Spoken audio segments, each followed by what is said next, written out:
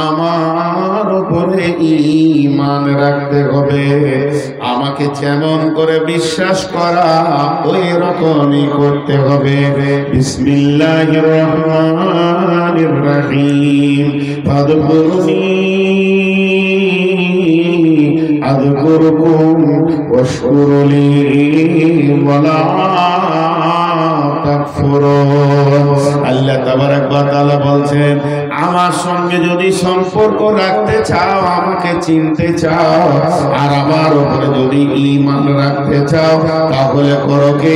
ফাযকুরুনি, তোমরা আমাকে স্মরণ করো, আমাকে ডাকো। ওয়াশকুরুকুম, তাহলে আমিও তোমাদেরকে স্মরণ করব। ওয়াশকুরুলি, এবং শুকর করা যে অবস্থায় রাখবো। ওয়ালা তাকফুরুন, খবরদার আমার উপরে কুফরি করবে না। জি ভাই, যারা বসে আছেন একটা কথা বলেলি, এই যে চাদর ব্যাগ নিয়ে যেছে, তো এদেরকে দেন, আপনারা দিতে থাকেন আর আমি কথা বলতে থাকি, তবেই ভালো লাগবে।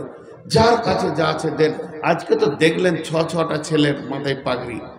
তো ফাযকুরুনি, এখানে প্রশ্ন চলে এলো, আমি আল্লাহকে ডাকবো, কেন ডাকবো? আমি তার গোলাম। তো আল্লাহ বলছে আমিও তোকে স্মরণ করব।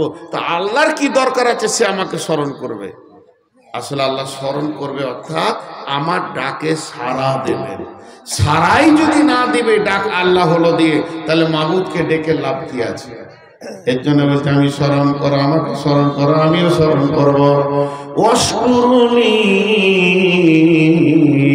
তোমাকে আমি যেমন রেখেছি গোলাম রে, হয় তুমি মালদার, না হয় গরিব, না হয় বিশতলা, না হয় গাছতলা, না হয় রিক্সাওয়ালা, নাই প্লেনে চলছো, ল্যাংড়া বানিয়েছি, খোঁড়া বানিয়েছি, লোধা বানিয়েছি, এটা আমি রব তোমাকে বানিয়েছি, পৃথিবীর কেউ বানায়নি। অতএব আমার সঙ্গে তোমরা কুফরি করবে না। আমি যেমন অবস্থায় তোমাদেরকে রেখেছি ওই রকম তোমরা থাকবে। ওয়াশকুরুলি ওয়ালা তাকফুরুন, তোমরা শুকরিয়া করো, আমি আল্লাহর সঙ্গে কুফরি করিও না। আমার সঙ্গে কুফরি করিও না। তাকে স্মরণ রাখো, আল্লাহ আছি, আল্লাহর উপরে বিশ্বাস রাখতে হবে। নাম্বার 2, ওয়াবিল ইয়াউমিল আখিরি, আখিরাতের উপরে ঈমান রাখতে হবে। নিঃশ্বাসটা বন্ধ হওয়ার পর কবর বলে একটি জায়গা আছে, লম্বা জায়গা, সেটা পার করে কিয়ামতের মাঠে উঠতে হবে। কিয়ামত একটা লম্বা সময়ের কথা বলা হয়েছে, ওটাকে অতিক্রম করে পুরুষরাতে পার হয়ে জাহান্নামকে পার করে জান্নাতে পৌঁছাতে হবে। অর্থাৎ নিঃশ্বাস বন্ধ হওয়া থেকে কবর, হাসর, কিয়ামত, জান্নাত, জাহান্নাম পর্যন্ত লম্বা একটা ঈমান রাখতে হবে। যার আখিরাতের উপরে ঈমান নাই, তার দিলে আল্লাহর ভয় নাই, আর ওই লোকটা কোনদিন সংশোধন হতে পারে না। তাই আমার আল্লাহ বলছেন আখিরাতের উপরে লম্বা তিরত রয়েছে, ঈমান আনতে হবে। বিশ্বনবী বলেন, হারিস রে এসো, তোমার ঈমানের খবর দাও। হযরত হারিস বলছেন, ইয়া রাসূলুল্লাহ, আমি ঈমানে 100-তে 100 ঈমানদার, আমার ঈমান কোনো পরিমাণ কমে যায়নি। তখন আল্লাহর নবী বলছেন, হারিস তুমি নিজেকে ঈমানদার বলছো কেন? এত তোমার বলিষ্ঠ রয়েছে কেন? ঈমানের প্রতি তোমার আত্মবিশ্বাস কেন?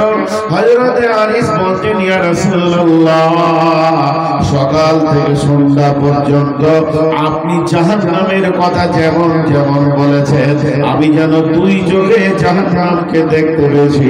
আপনি জান্নাতের কথা যেমন যেমন করে বলেছেন, আমি যেন জান্নাতকে ওই রকম দেখতে পেয়েছি। অতএব হারিস রে, হারিস বলছেন, ইয়া রাসূলুল্লাহ, আবার আপনি জান্নাতের কথা যেমন যেমন বলেছেন, আপনার জবান আর জান্নাত আর আমার চোখ যেন এতটুকু চেঞ্জ হয়নি। আল্লাহ যেমন জান্নাতের কথা বলেছে, আমি সারাদিন একদিকে জান্নাত আর জাহান্নাম, এই দুটি জিনিস যেন চোখে দেখতে রয়েছে। আল্লাহ নবী বললেন, আরে তুমি যে ঈমানের দাবি করেছ, কামিল ঈমানের উপরে তুমি আছো। অতএব বন্ধুরে ভালো করে শুনতে হবে, আমার সারাদিন পার হয়ে গেল, রাত্রি দিবারাত্রি পেরিয়ে 24টা ঘন্টা হয়ে গেল, একবার জাহান্নাম আর জান্নাত সামনে এলো না, আমাকে ঈমানদার কি করে বলা যাবে? তাহলে আল্লাহর উপরে ঈমান, আখিরাতের উপরে ঈমান, এরপরে ওয়াল মালাইকা, ফেরেশতার উপরে ঈমান রাখতে হবে। কারণ ফেরেশতা, যে কবরের ফেরেশতা আলাদা ডিউটি, আপনার আমার সঙ্গে ফেরেশতা রয়েছে, তারা লিখতে রয়েছে, তাদের আলাদা ডিউটি। হাসরের ময়দানে ফেরেশতা আলাদা, জান কবজ করনে वाला ফেরেশতা আলাদা। আল্লাহ তাবারক ওয়া তাআলা সমস্ত ফেরেশতাদেরকে এক একটা ডিউটিতে নিয়োজিত করে দিয়েছেন। আমার রব বলছেন, তোরা ফেরেশতার উপরে ঈমান আন। ফেরেশতা তো দেখা যায় না, এগুলো আমার দূর, এগুলো আমার কাজে লাগে। যদি তোদের ফেরেশতার উপরে ঈমান থাকে, তাহলে তোরা গুনাহ করবি না। তার কারণ হচ্ছে, যখনই কোনো গুনাহে মন চাইবে, তখন তোর দিল বলবে, আল্লাহ তো মেহেরবান, কিন্তু ফেরেশতা তো মেহেরবান নয়, সে আমার গুনার সাক্ষী হয়ে গেছে, সিআইডি আল্লাহ রয়েছে। এই ভয়টা থাকলে তোরা গুনাহ করবি না। অতএব ফেরেশতার উপরে ঈমান আনতে হবে।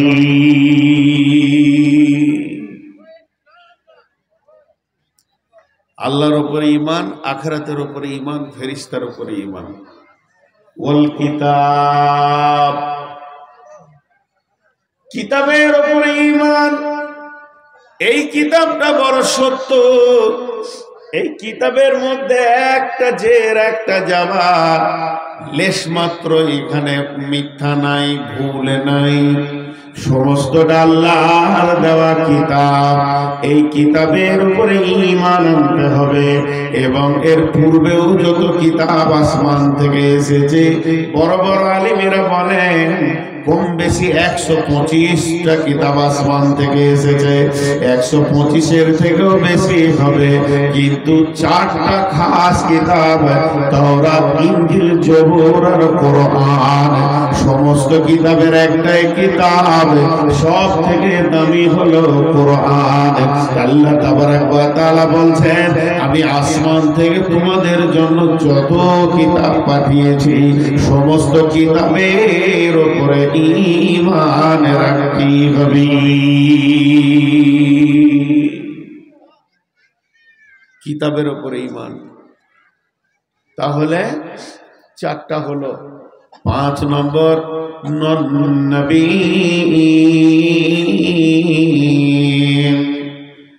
নবীদের উপরে ঈমান।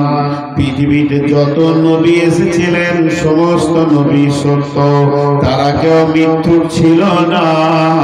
আর মিথ্যা কথা তারা বলেনি, মানুষকে ধোঁকা দেয়নি। এই ব্যাপারে নবীদের উপরে ঈমান আনতে হবে। জি ভাই, খালি একটু ধৈর্য ধরেন। নবীদের উপরে ঈমান, মুসলমানদের তো ঈমান আছেই, আমাদেরকে যদি কেটেও দেয় তা বলবো নবী সত্য, বেশাক নবী সত্য, এ তো আছেই ঈমান। কিন্তু কাফেরদেরও ঈমান ছিল। রসুলের জামানায় যারা বড় বড় কাফের মুনাফিক, তাদের রসুলের ব্যাপারে দৃঢ় বিশ্বাস ছিল, খালি হিংসাতে মেনে লাইনি, জিন্দেগি বরবাদ হয়ে গেছে। হিংসাতে মেনে লাইনি। একটা ঘটনা শুনলে বুঝে নেবেন। আল্লাহ রসুল রাস্তা দিয়ে হেঁটে যাচ্ছেন, আর উমাইয়া, মক্কার সব থেকে একজন কাফের নেতাদের মধ্যে একটা বলিষ্ঠ নেতার নাম হচ্ছে উমাইয়া। সেই উমাইয়া উটকে খেতে দিছে, উটের খাদ পানিগুলোকে রেডি করে উটকে খাওয়াচ্ছে, আর আল্লাহ রসুল হেঁটে যাচ্ছেন। তো উটের পিঠে এরকম মারলো, মারার পর রসুলকে বলছে, এই বেটা মোহাম্মদ, ডেকে বলছে, এই দাঁড়া, কাফের বেঈমান, এই উটে চড়ে তোকে হত্যা করব। কত বড় কথা বললেন নবীকে। বিশ্ব নবী উঁচু নিচু লম্বা চওড়া কোনো কথা বলেনি, হালকা করে খালি বললে, আগামী জিহাদে তুই মরবি। ঝামেলা শেষ। নবীজি চলে গেলেন নিজের ঘরে, ও চলে গেল নিজের ঘরে, ঝগড়া কিছুই হয়নি, খালি বলেছেন রসুল আগামী জিহাদে তুই মরবি, ঝামেলা শেষ। এরপর বাড়িতে গিয়ে উটকে খেত পানি দেওয়া হলো, বাড়িতে গিয়ে নিজে খেতে বসেছে, তো খেতে ওকে ভালো লাগছে না, মনে শান্তি নেই। বিবি জিজ্ঞেস করছে, শরীর খারাপ? না না। মাথায় ব্যথা? না। খার ভালো লাগছে না? না। তাহলে কি হলো? তোমার চেহারা আর খাওয়ার ভঙ্গিতে বলছে তুমি টেনশনে আছো। বিবিকে বলছি, বিবি রে, আব্দুল্লাহর বেটা মোহাম্মদটাকে চিনিস? নিজেকে নবী বলছে। বলে হ্যাঁ। ও রাস্তায় যাচ্ছিল, আমি খালি বললাম তোকে এই উঠে চেপে হত্যা করব। পাল্টা কি বলেছে জানিস? আগামী জিহাদে তুই মরবি। কাফেরের মেয়ে কাফেরা, কাফেরার বিবি কাফেরা, মুশরিকের বিবি মুশরিকা। ওই মেয়েটির জবান থেকে ভাষা কি বের হচ্ছে দেখেন। স্বামীকে বলছে, যার মুখ দিয়ে কথা বের হয়েছে সে সত্য নবী, তার জবান কোনো দিন মিথ্যা বলে না, অতএব তোমার আর উপায় নাই, তোমাকে মরতেই হবে, তোমার আর উপায় নাই। ওর মনটা খারাপ। এখান থেকে কি বুঝলেন? কাফের মুশরিকরাও জানতো যে রসুল কোনোদিন মিথ্যা বলে না। বেটা ছেলের মন খানিকক্ষণ পর দমলে উঠে বলছে, খেয়ে পি, তোর তো হুঁশই নাই, আমি জিহাদে যাব না তো মরবো কি করে? না থাকবে বাঁশ, না বাজবে বাঁশুরি, আমি জিহাদে যাব না। ভেজাল চুকে গেল। কয়েকদিন পর উহুদের ডঙ্কা বেজে উঠেছে, চলো চলো জিহাদের ময়দানে চলো। উমাইয়া তখন করলো কি, দেখলো আমাকে ডাকবে, তাই বিছানা করে লম্বা করে চাদর উড়ে নিয়ে শুয়ে গেল। এদিকে আল্লাহর রাসূল সৈন্য ঠিক করছেন, এদিকে বেঈমানরা সৈন্য ঠিক করছে, অমুক এসেছে অমুক এসেছে অমুক এসেছে, জি হ্যাঁ ও এসেছে এসেছে, জি হ্যাঁ সবাই এসেছে এসেছে হয়ে গেল। এমন সময় বলছে উমাইয়া কয়, কাফেররা ওদের দলের নেতারা বলছে উমাইয়া কয়। এত বড় জানরালো একজন নেতা বীর, সে যদি ঘরে শুয়ে থাকে জিহাদ কে করবে? দুজন বেঈমানকে পাঠিয়ে দিল, উমাইয়াকে ডেকে নিয়ে আয়। উমাইয়ার ঘরের দরজা গিয়ে বলছে, উমাইয়া, ও চাদরের ভিতর থেকে বলছে, বেড়া আমি অসুস্থ। যখনই বলেছে অসুস্থ, এরা তিনখানা কথা বলেছে, ওর প্রেস্টিজে লেগে গেছে। এক নম্বরে বলেছে, উমাইয়া রে, আজকের জিহাদে যদি তুমি না যাও, তোমার মা বাপের দেবদেবীগুলোকে লাত মেরে ভেঙে দিয়ে মোহাম্মদের দিন কবুল করে নাও। আজকের জিহাদে যদি না যাও উমাইয়া, তোমাদের বউ বেটিগুলো মোহাম্মদ সাল্লাল্লাহু আলাইহি সাল্লামকে দিয়ে দাও। তিন নম্বর শুনে নাও, আজকের জিহাদে যদি না যাও উমাইয়া রে, তাহলে আর একটা কাজ করো, যত ধন সম্পদ আর অস্ত্র আছে সব মোহাম্মদের কাছে জমা করে দাও। উমাইয়া বললে, কথা তো শোনা যাবে না, এত বড় প্রেস্টিজকে খারাপ করা যাবে না। চাদর সরিয়ে দিয়ে তলোয়ার নিয়ে বেরিয়ে গেল। হযরত বেলাল উমাইয়াকে দুনিয়া ছাড়িয়ে দিলেন। লম্বা ঘটনা আছে, তার মানে কাফের বেঈমানেরাও জানতো এটা সত্য নবী, জীবনে মিথ্যা বলে না, যা বলে তা ঘটবে।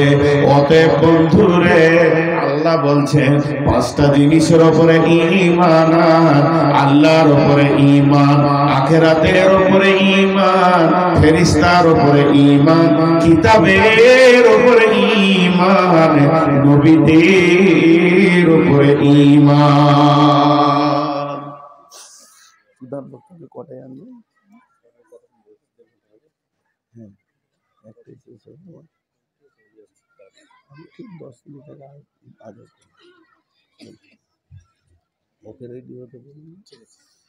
তো ঈমান হয়ে গেল। এবার আমল করতে হবে পাঁচটা। পাঁচটা ঈমান হলো আমল পাঁচটা। ওয়াতাল মালা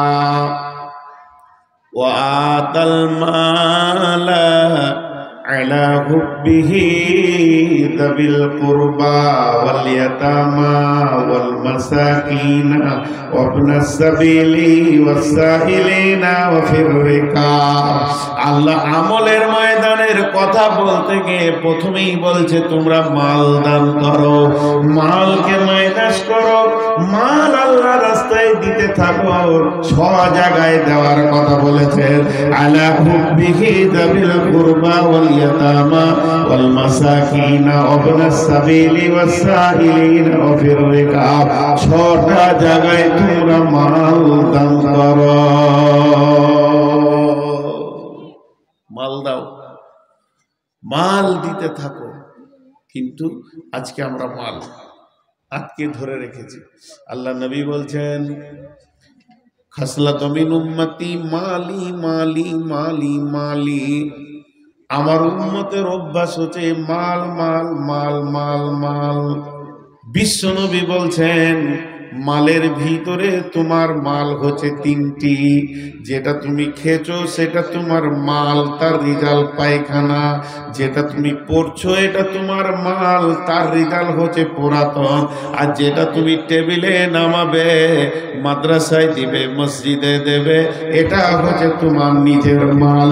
কালকে যখন তুমি মরে যাবে তোমার জমি ভাগ হবে, বাগান ভাগ হবে, ভিটা ভাগ হবে, তোমার পুকুর ভাগ হবে, টাকা পয়সা সোনা দানা যা আছে অট্টালিকা সমস্ত ভাগ হবে। ওয়ারিসরা ভাগ করে নেবে, কিন্তু তোমার দানের টাকার কোনো ভাগ হবে না। তুমি যদি বলো যে আমি 5 কোটি টাকা দান করে গেলাম, 5টা বেটা 1 কোটি করে ভাগ নেবে, দানের এটা হবে না। এটা আপনার নিজস্ব ব্যাংকে ঢুকেছে। অতএব আতাল মাল। আল্লাহ নবী বলছেন ইত্তিবাউল মাইয়িতা সালাসাতুন ফায়ারজিআন ইসনানে ওয়া ইয়াবকা মাহু ওয়াহিদুন ইত্তিবাউহু আহলুহু মালুহু আমালুহু ফায়ারজিআন ইসনানে আহলুহু মালুহু ওয়া ইয়াবকা মাহু ওয়াহিদুন আমালুহু। আল্লাহ নবী বলছেন যখন মানুষ মরে যায় তার সাথে 3টে জিনিস যায়, তার সাথে আহাল যায়, মাল যায় এবং তার আমল যায়। কবরে যখন মাটি দেওয়া হয়ে যায় 2টি জিনিস রাস্তা থেকে ফিরে চলে আসে, তার আহাল ফিরে আসে এবং মাল ফিরে আসে। আর সে যেটা আমলের খাতাতে জমা করেছে ওটাই তার সঙ্গে ঢুকে যায়। তাহলে আপনার 5 কোটি টাকা আছে, আপনি 50 লক্ষ টাকা আমলের খাতাতে ভরেছেন। ওই 5 কোটির মধ্যে 4.5 কোটি টাকা আপনার রিটার্ন হয়ে গেল, আপনার থেকে গেল, ওয়ারিসরা ভাগ করে নিল। কিন্তু যেটা আপনি 50 লক্ষ টাকা মসজিদে মাদ্রাসায় হিফখানায় দিয়ে দিলেন, এটাই আপনার আমার আমলনামায় চলে গেল। অতএব বিশ্ব নবী বলছেন তোমার আসল মাল হলো যেটা তুমি নিজের জন্য জমা করবে। শাহ সেকেন্দার বাসা মরিবার কালে এই ওসিয়ত করেন ওয়ারিস সকলে, মরিলে আমার তোর শুনবার বার, কাফনের সাথে হাত বেদনা আমার, সকলে তো মিলে জুলে খাটিলিতে করে 2 হাত ঝুলাইয়া লইয়া যাইয়া মরে। এই হাল দেখে মোর যত মাখলুকাত আফসোস করিবে আর কহিবে এবার 7 মুলুকের শাহ সেকেন্দার ছিল, সকলে থাকিল আজ খালি হাতে গেল। আল্লাহ তাবারক ওয়া তাআলা এত সুন্দর করে বলেছেন বন্ধুরা আমার তোমরা মাল দান করো। আমাদের ধারণা যার মাল বেশি তার দান বেশি, যার মাল বেশি তার দান বেশি। জি না, যার ঈমান বেশি তার দান বেশি। যার ঈমান বেশি 6 বছর মাদ্রাসায় কাজ করেছি ভাই, বাড়ির দরজায় দরজায় কালেকশন করেছি, মসজিদের ইমামতি করেছি 6 থেকে 7 বছর, তখন ইমামতির জ্বালাও জানি। আর এই মাদ্রাসায় মুদারিসিও করেছি 6-7 বছর, তো কালেকশন করেছি। তো আমার বর্ধমানে একটা গ্রামে কালেকশন করতে যেতাম, তো এক ভিখারি সে 1 টাকা দিত। কদিন আগে এই বিহারে চুঁচা একটা গা আছে, গাঁটার নাম চুঁচা, এই ডালখোলার পাশে। ঠিক এইরকম আমি বায়ান করছি, আর মালের ওপরে বায়ান করছি, মাল কোনটা, আসল মাল কোনটা। তো একটা লোক ও দাঁড়িয়ে হাঁটছে না, এই পাটা আগে দিচ্ছে, তারপরে এই পাটাকে হাতে করে সরাচ্ছে, তারপর পাছাটা ঘেঁষটাইছে, আর এই হাতটা ঠেলছে, এই হাতটা ঠেলছে, ও পাছা ঘিসতে ঠিক আমার সামনে গেট, মেন গেট, ছোট প্রোগ্রাম চলছে, ওই গেটেও আসছে। তো ওই গেট মানে আপনাদের ওই আড়ালটা যেখানে দিয়েছেন ওইখান থেকে এরকম ঘুরিয়ে আমার সামনে এলো। তোর আসতে সময় লেগে গেলো 8-9 মিনিট। আমি খেয়াল করছি, বায়ান করছি, আর একটা থালাতে খালি খুচরা পড়ে আছে, খুচরা মানে ভিক্ষা করেছে আর কি, গেটেই বসেছিল এমনি করে ভিক্ষা। আর আমি শেষ বক্তা, ও ভিক্ষা করেছে, খুচরা খাচড়ে আছে। তো ওই থালা নিয়ে সামনে দিয়ে আসছে, তা আমি মনে মনে করছি যে ভিক্ষা চাবে ফের এইখানে। ওইদিকে চাইছে, এমনিতে তো চাওয়ালা ভিতরে বাদামওয়ালা আমি দেখতে পারি না, এখানে 3খানা চাওয়ালা ঢুকেছে। ওরা মনে করছে মৌলভী সাহেব মনে হয় চোখে পর্দা পড়ে গেছে, কিন্তু আমি কিছু বলছি না। আর কেন বলছি না, যে বেয়াদবদের কোনো ওষুধ নেই, যে এত বড় মেলা করে দিয়ে এইখানে চাওয়ালা চা বিক্রি করছে, তা এই চাওয়ালাদের কোনো ওষুধ নেই। তো এখন ও এখানে আসলো, যেই কাছে এলো সমস্ত লোক দেখছে অবাক হয়ে, ভাবছে নূর মাহমুদের কাছে পয়সা নেবে নাকি। থালাটা আমার দিকে কাঁপছে, হাতটা তুলতে পারছে না।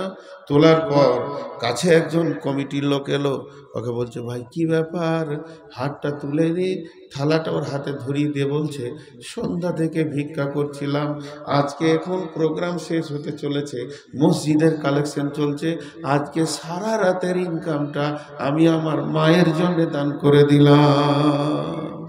এতটি খুচরা পয়সা। সমস্ত কমিটি কেঁদে ফেললে চোখের পানিতে। লাখ লাখ হাজার দেনাওয়ালা আছে, তো দেয় কে? সেম ঘটনা ঘটিয়েছিল এক ভিখারি ওই রাস্তার ধারে ভিক্ষা করে মনিরামপুরের জালসাতে। তো মাল দেনেওয়ালা আছে, তো আল্লাহ তাবারাক ওয়া তাআলা বলছেন ও আতাল মালা, তুই 50,000 টাকা তোর বিয়াইকে দিয়েছিস, 50,000 টাকা তোর ভাইকে দিয়েছিস, 50,000 টাকা তুই তোর বেটার কাছে রেখেছিস, 50,000 টাকা তুই তোর বন্ধুর কাছে রেখেছিস, চট করে পেয়ে যাবি, এক্ষুনি পাবি, এর কোনো গ্যারেন্টি নাই। টাকা রাখবি তো আমার কাছে রাখ, আমি এমন একটা জন তোকে আমি দুনিয়াতেও তো বরকত দিব, আখেরাতে কিয়ামতের মাঠে চিৎকার মেরে বলবি হে আমার রব, আমার সে টাকাটা কই। ও কুদিয়া বাইনাহুম বিল হাক্কি ওয়া হুম লা ইউযলামুন। কিছু জিনিস দেখে আমি অবাক হই, কারণ আমিও তো মানুষের ভিতরে। কদিন আগে একটা জালসা করলাম বহরমপুর পার হয়ে বেলডাঙ্গার কাছে, ওই জায়গাটার নাম ভাবতা। তো শিশু মাদ্রাসা কেউ থাকে না, যাওয়া আসা করে পড়ে, 1200 ছাত্রছাত্রী। জি, আপনাদের এখানে কমিটিকে দেখে অবাক লাগে। একদিকে তো শিশু ভিত্তিক মাদ্রাসা চালাচ্ছে, আবার হিপচ করিয়ে 6টা-7টাকে মাথায় পাগড়ি বেড়ে দিয়েছে। তাহলে কি এরা বসে আছে? এরা বসে আছে কোরআনের ছোটখাটো খিদমত করছে। একদিকে ছোট শিশুর হৃদয়ে কোরআন ভরা, কত যে বড় উন্নত মানের কাজ। অন্তত ভারতের বুকে কি বলছে, জনগণ মন অধিনায়ক জয় হে ভারত ভাগ্য বিধাতা। কত বড় শীত। জি, রবীন্দ্রনাথ একটা বাজে লোক ছিল, তাছাড়া এই কথা কেন বলবে? আমারও মন যা চায় তুমি তাই তাই তাই হে। মানুষকে খোদা বলেছেন। জি, জনগণ মনের অধিনায়ক হচ্ছে কে? ভারত ভাগ্য বিধাতা। ভারত ভাগ্য বিধাতা না আল্লাহ ভাগ্য বিধাতা। শিশু মাদ্রাসায় ছেলে দিবেন, ইনশাআল্লাহ সূরা ফাতিহা শিখবে, কোনো শিরক শিখবে না। এটা যে কত বড়। হ্যাঁ, চলে এসো সুজা, আমাকেই দাও চাটা। এসো শোনা, মানে এইখানে ও চাওয়ালা, এইখানে এসো। একদম স্টেজে। তো শিশুর পেছনে মেহনত একটা বড় ধরনের মেহনত, বুঝে আসছে? দেখেন মৌলানা এসে গেছেন। তো আমি আপনাদের কাছে এবার গুনিয়ে দিচ্ছি, নাহলে আমিও মুনাফেক হয়ে যাব।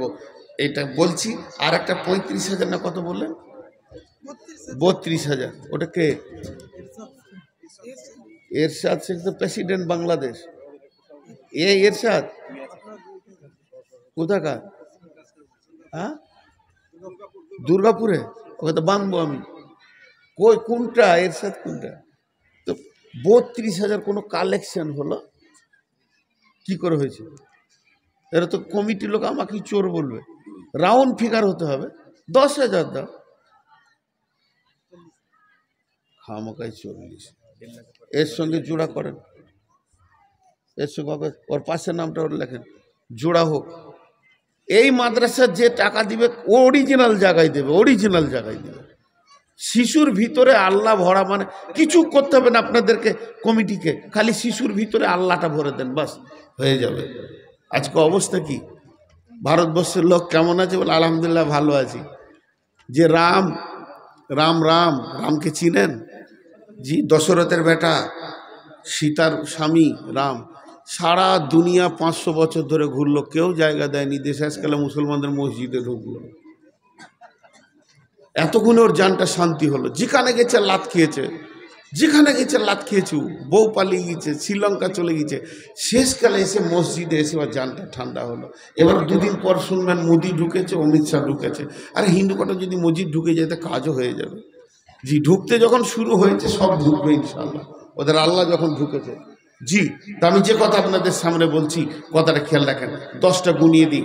মাল দান করবে, ওয়াকামাস সালাতা, নামাজ পড়বে, নামাজ পড়তে হবে, ওয়াতাজ যাকাতা, যাকাত দিতে হবে, ওয়াল মাউফুনা বিআহদিহিম, যখন কারো সঙ্গে কোনো ওয়াদা করবে তো ওয়াদা পুরো করতে হবে, ওয়াদা খিলাফ করা যাবে না।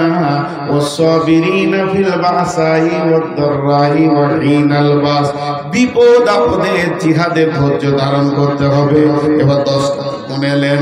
আল্লাহর উপরে ঈমান, আখিরাতের উপরে ঈমান, ফেরেশতার উপরে ঈমান, কিতাবের উপরে ঈমান, নবীদের উপরে ঈমান, মাল দান করতে হবে, নামাজ পড়তে হবে, যাকাত দিতে হবে, এবং কি করতে হবে? ওয়াদা পূরণ করতে হবে। মুত্তাকি কোনোদিন মুনাফিক হতে পারে না। আর একদম 10 নম্বরে, বিপদ আপদে জিহাদের ময়দানে ধৈর্য ধারণ করতে হবে। এই 10টা গুণ যার আছে, আল্লাহ বলছেন উলাইকাল্লাযীনা সাদাকু, এরাই হলো প্রকৃত সত্য, ওয়া উলাইকা হুমুল মুত্তাকুন, এরাই হচ্ছে মুত্তাকি। আজকের বয়ান পুরোটাই আপনাদেরকে করে দিলাম, মুত্তাকি ডেফিনেশন বলে দিলাম, কারা মুত্তাকি। জি, এটাকে মেয়েদের আদায় 50,000 টাকা, নাকি 5 লাখ, মেয়েদের আদায় 5,10,000। মাশাআল্লাহ, 6 লাখ ছিল হবে। আর এরশাদ শেখ 32 যুক্ত 8 সমান 40 আর সমান যুক্ত 10 50, ইনশাল্লাহ 50, ইনশাল্লাহ 1.5 লাখের পাঠিয়ে দেয়। আমিও ভুল করছি নাকি? দেখেন একটা কথা বলি, আপনার কতটা দিলে আল্লাহ রাজি হবে সেটা আপনিই জানেন। তো আরেকটা বক্তা রয়েছে, বাকিটা পূরণ করে দেবেন ওনার হাতে দিয়ে, নাকি বলেন? হ্যাঁ, সবাইকে খানিক করে দিতে হবে, ওনারও সম্মান রাখতে হবে। বাইরের মেহমান, নতুন মেহমান এলাকায়, বিধায় ওনার সম্মান রাখতে হবে। আর মাত্র 5টা মিনিট, আমি পুরো টাইমে ছেড়ে দেব ইনশাল্লাহ, যেটা টাইম দিয়েছেন। আর কেউ আছেন আল্লাহর গোলাম 10,000 20,000 দেনেওয়ালা? 10-20,000 দেনেওয়ালা আল্লাহর গোলাম কেউ আছেন? জি, 10-20,000 দেনেওয়ালা আল্লাহর গোলাম কেউ আছেন? একজনও নেই। এতগুলির ভিতরে একজনও নেই 10,000 20,000 দেনেওয়ালা আল্লাহর গোলাম, রসুলের উম্মত। জি জি, আল্লাহর গোলাম। কত? এরকম এখানকার দান গুলো বুঝতে পারছি না। হয় 5 হবে, না হয় 1,000 হবে। আছে টাকা, যা আছে সব দিয়ে দেন, গুনে লিখ। ফের ওইদিকে লুকিয়ে লুকিয়ে গুনছে 5,000। কি নাম ভাই? আমিন শেখ। হালিম কোথায় থাকেন? হ্যাঁ,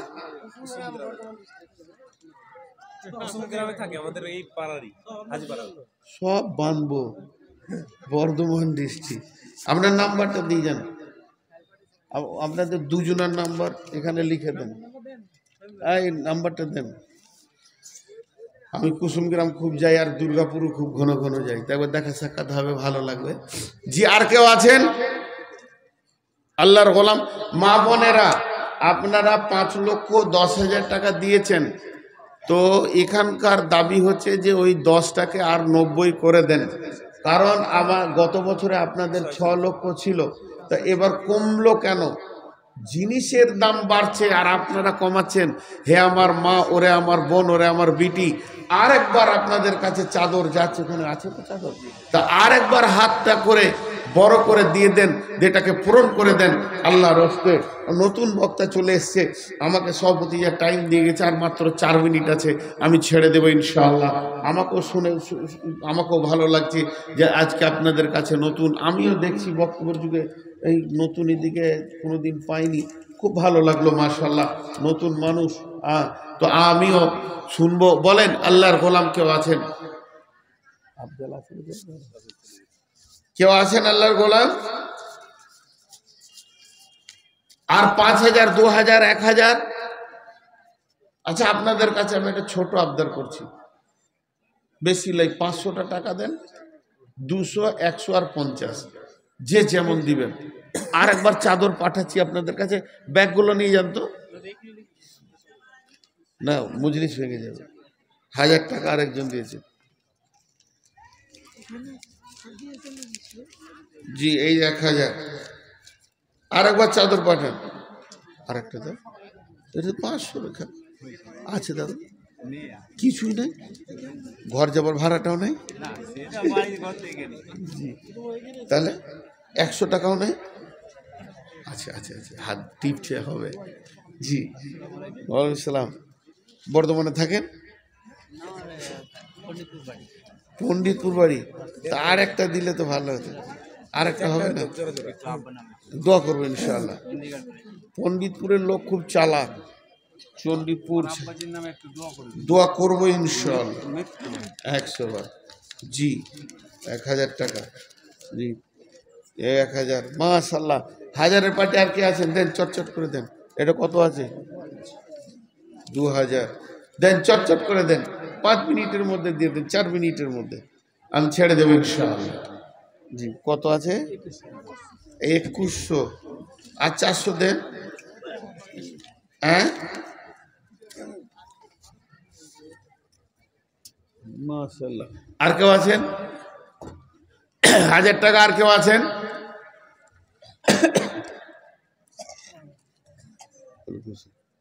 মাশাআল্লাহ। কত আছে? 1,000।